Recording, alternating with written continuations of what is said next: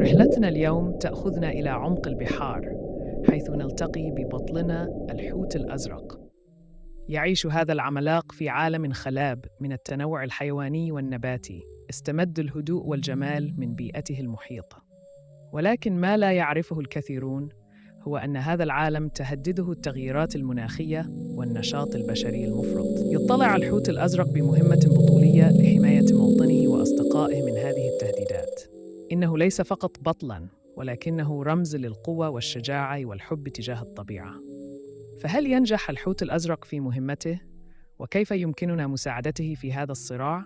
ستكشف الحكاية عن الإجابات.